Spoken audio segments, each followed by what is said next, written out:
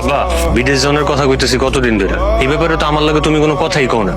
আমারে কি তোমরা বিদেশে পাঠাইবা না? তোর মতো আকাই মারে বিদেশে পাঠায়া আমি বিদেশের মাটি কলঙ্কিত করতে পারব না। আমি যাকে মেয়ে কথা তোমার কে কইছে? আমি কইছি, আমি তোর আম্মা। এই তুই যে সারাটা দিন টোটো কোম্পানির ম্যানেজারের মতো ঘুরে বেড়াস, তুই বিদেশ যায় কি করবি? হ্যাঁ যাইব বিদেশ, কোনো কাজ কাম জানে না, লেখাপড়া করে নাই, হ্যাঁ যাইব বিদেশ। অলস মানুষের বিদেশে খাওন নাই, বিদেশে তো সহজ না। আমি তোমার ভাই তো, তাই তোমার মতো অপদার্থরে বসে বসে খাওয়াইতেছি। ভাইয়ের জায়গায় অন্য কেউ হইলে পাছায় লাত্তি দিয়ে বাসার থেকে বার করে দিত। ওরে যদি আপনি বিদেশ পাঠান, আমাকে সব বেচা রাস্তায় রাস্তায় ভিক্ষা করে খাইতে হইব, মনে থাকে জানো? আমি বিদেশ গেলে তোমরা ফকির হয়ে যাবে। বড় ভাই বিদেশ যায় নাই, বড় ভাইরা তো ঠিকই বিদেশ পাঠাইছো, বড় ভাই নিজের লাইফটা নিজে গুছাই লইছে না। আমি গেলে সমস্যাটা কি? বিদেশ যেহেতু পাঠাইতে পারবে না, আমার জ্ঞান দিবা না।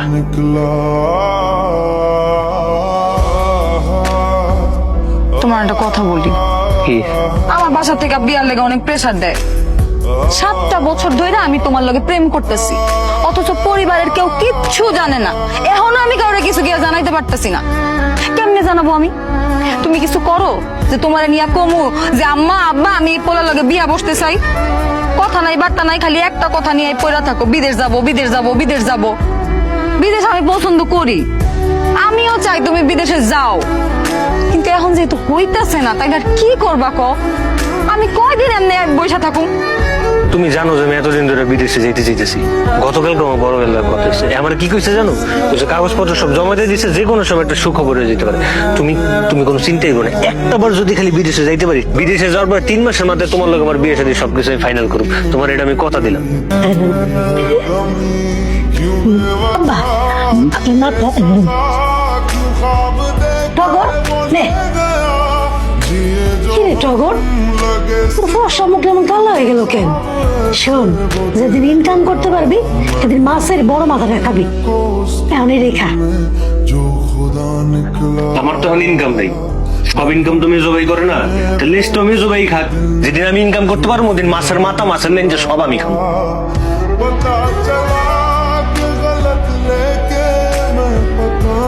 কি ব্যাপার, মস্তির লাগতেছে কে তোমার? আমার খালি একটার পর একটা সম্বন্ধ আইতেই থাকে, এটা আমি তোমারে অনেকবার কইছি। কিন্তু এইবার যে সম্বন্ধটা আইছে, আব্বা আম্মা খুব সিরিয়াস হয়ে গেছে, আর ওই পক্ষরাও খুব সিরিয়াস, ওরাও আমার বিয়া করাই ছাড়বো। তুমি কিছু একটা করো টগর। কি বিয়ে ঠেকাইতে পারবো?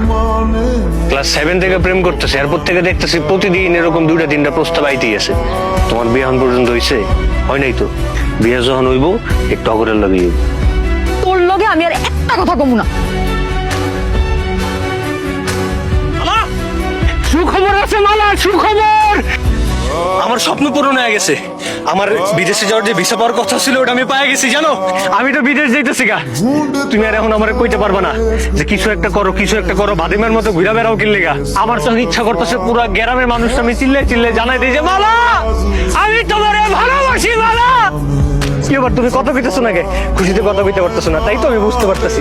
তোমার কাছ থেকে যেতদিন 50 থেকে 100 টাকা করে জানিছি, এখন আর তোমার আমার কোনো টাকা দিতে হবে না। এখন তোমার কখন কি লাগবে এটা তুমি আমারে কইবা, আমি তোমার সব ইচ্ছা সব তোমার স্বপ্ন পূরণ করবো। টগর, আমিও তোমারে কিছু কথা কইতে চাই। আমি জানি এই কথাগুলো শোনার পরে হয়তো তুমি সহ্য করতে পারবা না। টগর, গতকালকে আমার আংটি বদল হয়ে গেছে। আলহামদুলিল্লাহ। খুব শীঘ্রই আমার বিয়া। আংটি ফেরত দিবা? আমি যা তোমার বাসায় বিয়ের ব্যাপারে কথা কমু। দেখো, তুমি সেই ছোট্টবেলা থেকেই জানো আমি আমার পরিবারের উপরে কখনো কোনো কথা কইতে পারি না। আমি ভয় পাই তাদেরকে, এটা তুমি জানো না? তুমি সব সময় তোমার এই বিদেশ যাওয়া নিয়েই পড়েছিলা। চলো আমরা কোথাও পালায় যাই। তুমি এটা কি কইলা? তুমি জানো আমার এতদিনের সাজানো স্বপ্ন, এখন যেমন আমার সব স্বপ্ন পূরণ হয়ে যাইতেছে, এই জায়গাতে আমি সবকিছু ছাইড়া দিয়ে কেমনে যাই কব? বুঝলাম না, মানে তুমি আমারেও চাও, তুমি বিদেশেও যাইতে চাও, সবই লাগবে তোমার? কিছু পাইতে হইলে কিছু একটা হারাইতে হয়। আমি মানি যে তুমি দুইটাই তোমার জীবনে চাও, কিন্তু দুইটা যখন একসাথে হইতেছে না, তোমার তো একটা ছাড়তে হইব টগর। দেখো, আমার বিয়ে ঠিক হয়ে গেছে, আর হাতে কিন্তু বেশি একটা সময়ও নাই। এখন তুমি কি করবা এটা তোমার সিদ্ধান্ত, তুমি তোমার মতো ভাইবা। দেখো